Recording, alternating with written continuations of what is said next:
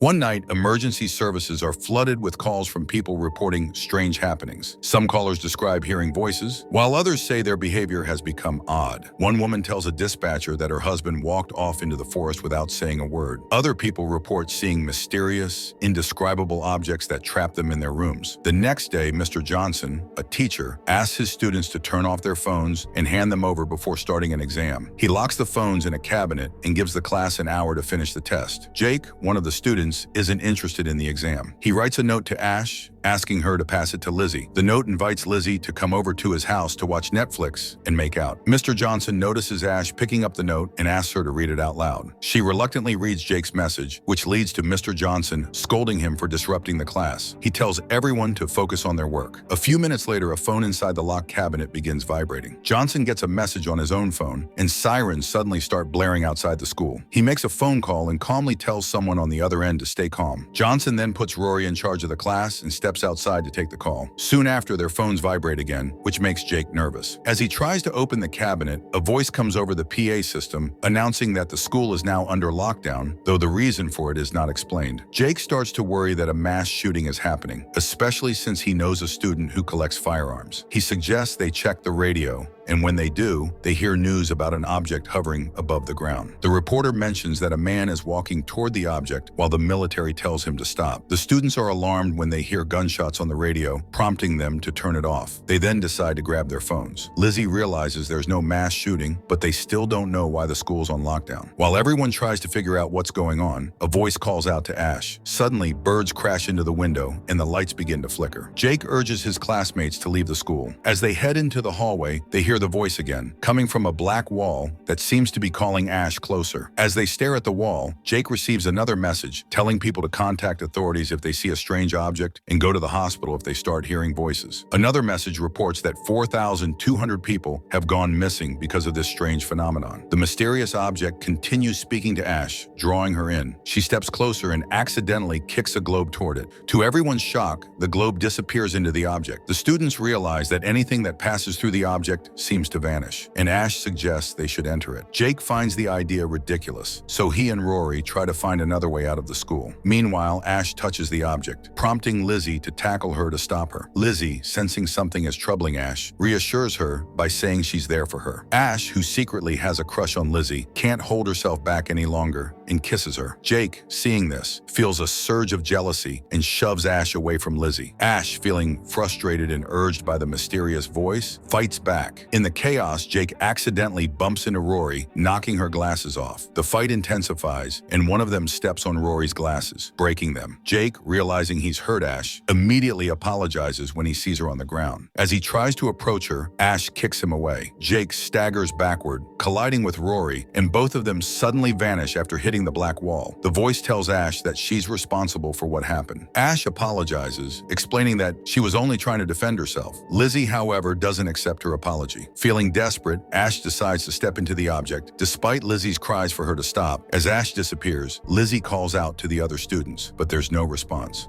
Then the wall expands and engulfs Lizzie, taking her inside as well. Weeks later, Martin Midnight, a radio host known for his paranormal programs, reports that scientists have begun calling the strange objects doors. Millions of people have already disappeared after passing through them, but some have returned. Midnight reveals that the government has launched the Knockers program, which allows volunteers to enter the doors to investigate. One of these volunteers is a young woman named Becky. While waiting for her mission, Becky stands by the sea, looking out at the waves. She writes prose about the waves, expressing her admiration for how they flow freely, taking any shape they wish. Becky reflects on her role, feeling like an incubator for life, but also like a rock that can't move. She envies the waves' ability to flow and take different forms, wishing she could have that same freedom. Becky feels trapped by her own thoughts, saying she hates feeling like a prisoner of the ocean, just waiting to be consumed by the waves. Vince, her boyfriend and fellow volunteer, reassures her, telling her he loves her verse and encourages her not to feel bad about being a rock, because rocks are strong. Despite his comfort, Becky still feels conflicted. Soon, Becky, Vince, and another volunteer named Patrick prepare to enter a door door in a secluded house deep in the woods. Before they go in, a woman from their headquarters informs them that they have only 12 minutes to complete the mission and leave. The lieutenant questions the shorter time frame since the previous team had 15 minutes, but the woman explains that the last group didn't make it out in time. If they fail to exit within 12 minutes, they risk suffering from door psychosis, a condition that can leave them permanently affected by the door. The woman stresses that apart from the knockers, nothing, living or non-living, must pass through the door. The military is prepared to take lethal action if anything else tries to exit. With that, Becky, Vince, and Patrick, dressed in spacesuits as a precaution, step into the house and prepare to enter the door. Just before they go through, Becky hears a voice saying, "I don't want to be a rock." Vince and Patrick don't hear the voice, only the faint music from the radio. Once inside, Becky quickly realizes they are no longer in the same house. The environment feels different, and she notices 3 doorways ahead. She suggests they split up to cover more ground, but Vince objects since only Becky has a phaser. However, the others have already started moving, so Vince reluctantly agrees to go off on his own. Patrick ends up in a room where he finds a woman sitting alone and crying. As he approaches her, the woman suddenly looks up and asks why he's staring at her so strangely. Patrick is unsure if she's a real person or a door entity, but she appears to be real. When he asks for her name, she scolds him for not already knowing it. The woman in the room introduces herself as Rose, but Patrick doesn't believe her. Meanwhile, Becky finds herself in a strange kitchen where utensils and baby bottles are arranged in unusual ways. As she examines the room, a voice urges her to look inside a nearby cradle. When Becky approaches it, she finds it empty, but the voice insists, "Embrace him." The unsettling voice leaves her confused and unsure of what to do next. Vince, in a different part of the house, enters a bedroom where he notices a marble bust, a few trophies, and a clock set to 3 p.m. As he opens the closet, a voice calls to him, urging him to come inside. Reluctantly, he enters and finds another bedroom, identical to the one he was in. This time, the bust looks more somber, and a beer bong has appeared. When he moves to enter yet another room, Vince notices that the clock has now changed to 6 p.m., and the bust in this room appears more irritated. As he moves into a final room, things become even creepier. It's much darker, and the bust now has square eyes. The clock is set to 9 p.m., and the eerie atmosphere deepens. Back in Rose's room, Patrick spots an empty bottle of pills on the table. Suddenly, Rose begins having seizures, and the voice encourages Patrick to help her. He tries his best to calm her down, and when the seizure finally stops, Rose smiles at him, telling him that she misses him. Patrick, feeling increasingly uneasy, tries to leave, but the voice insists, "Love her." In the kitchen, Becky encounters a figure that starts engaging her in small talk. When the figure turns to face her, she realizes it's not a person, it's the door itself. The figure keeps calling her honey, which irritates Becky. She orders it to stop using that term, but then feels something strange moving in her womb. The figure asks her if the baby is okay. Panicked, Becky points her weapon at the figure and tells it to stop, unsure of what's real anymore. As the figure approaches Becky, she suddenly finds herself transported to another kitchen. When she opens her eyes, she is shocked to see Vince smiling in front of her. In a panic, she points a toy gun at him, and Vince, appearing calm, tells her to relax and put the toy down. Realizing she is still in the door, Becky is confused when the doppelganger Vince insists that the door was 3 years ago. The real Vince decides it's time to head back after the headquarters announces that there are only 5 minutes left. As he makes his way through the house, he notices people struggling underneath bedsheets, and in fear, he runs away. Meanwhile, Patrick scolds Rose for taking more pills, but when he looks at her, her face has been replaced by the door. Rose petals suddenly begin filling his helmet, and in a panic, he tries to remove it. However, the petals suffocate him, and he dies. Back in the kitchen, Becky grows increasingly agitated as she feels her womb expand suddenly. Again, she points the toy gun at Vince's doppelganger, and although he tries to calm her down, pointing out that it's just a toy, Becky insists it's not. In a moment of desperation, she shoots him. Meanwhile, Vince enters another room and finds a picture of himself with Becky. He notices his own doppelganger, wearing a jacket and working in the corner of the room. Vince asks him who he is, but the doppelganger only responds by asking Vince the same question. Soon after, another copy of Vince, this time wearing a sweatshirt, enters. As Vince documents the bizarre incident, the doppelganger in the jacket insists he is the real Vince, pointing out that he's wearing a spacesuit. The doppelganger in the sweatshirt agrees, suggesting that they may be entities of some kind. However, Vince's spacesuit suddenly disappears, and he finds himself wearing a Hawaiian shirt instead. Becky arrives, and with only 2 minutes left, the doppelganger in the jacket insists that he is the real Vince. He tells Becky that the reason she sees so many copies is because of the door. As Becky's suit vanishes as well, the voice tells her to choose which one is the real Vince. The copy in the sweatshirt, looking directly at Becky, points out that the clothes they are wearing could give her a clue. Becky, facing the two doppelgangers of Vince, listens as the one in the sweatshirt points out that the other copy is wearing rain gear, even though it's a sunny day. Realizing this difference, Becky shoots the doppelganger in the jacket. The doppelganger in the sweatshirt, seeming to remember something important, reminds Becky that she is pregnant and that she had originally decided not to keep the baby. Vince, his doppelganger, nods and says he remembers the day, pointing out that he had a nosebleed that got on her shirt. The doppelganger in the sweatshirt then apologizes to Becky, admitting he's not the real Vince. Becky, filled with frustration and pain, declares that she doesn't want to be a rock anymore, and in a shocking moment, she shoots the real Vince. She asserts that it's her turn to become the wave.